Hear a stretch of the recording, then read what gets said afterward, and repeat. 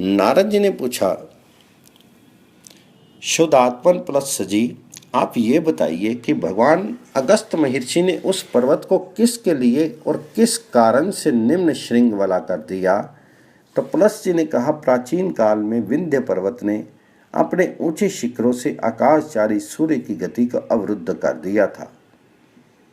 तब सूर्य ने महर्षि अगस्त के पास जाकर होम के अंत में ये वचन कहा, देज, मैं बहुत दूर से आपके पास आया हूँ। मुनि श्रेष्ठ, आप मेरा उद्धार करें, मुझे अभिष्ट प्रदान करें, जिससे मैं निश्चिंत होकर आकाश में विचरण कर सकूं।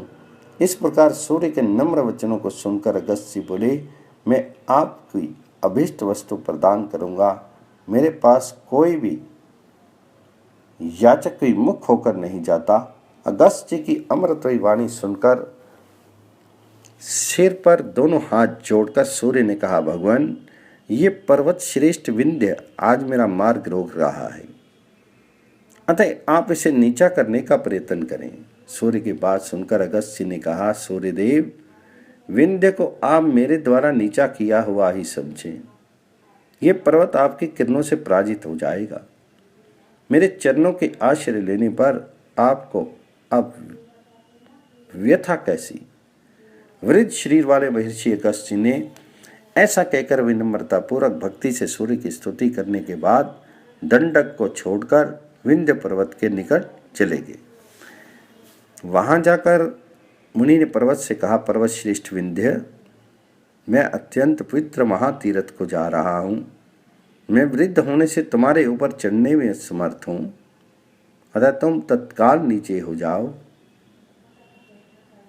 मुनि श्रेष्ठ अगस्त के ऐसा कहने पर विंध्य पर्वत निम्न शिखर वाला हो गया।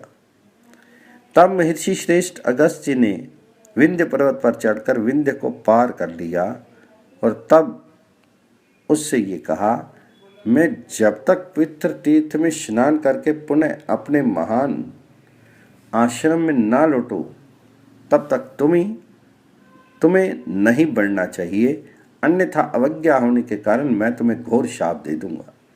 मैं उचित समय पर फिर आऊंगा। ऐसा कहकर भगवान अगस्त सहसा दक्षिण दिशा की ओर चले गए तथा वहीं रह गए। मुनि ने वहां विशुद्ध स्वर्णिम तोरणों वाले अति रमणीय आश्रम की रचना की एवं उसमें विदर्भ पुत्री लोपामुद्रा को रखकर स्वयं अपने आश्रम को चले गए।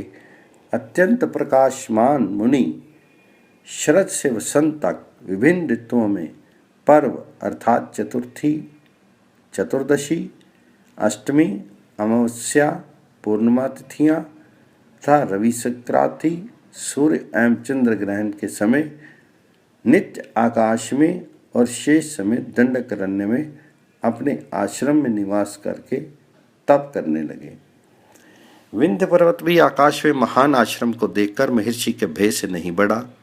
वे नहीं लौटे हैं ऐसा समझकर वे अपना शिखर नीचा किए हुए अब भी वैसे ही स्थित है। हे महर्षि, इस प्रकार अगस्त ने महान पर्वतराज विंध्य को नीचा कर दिया।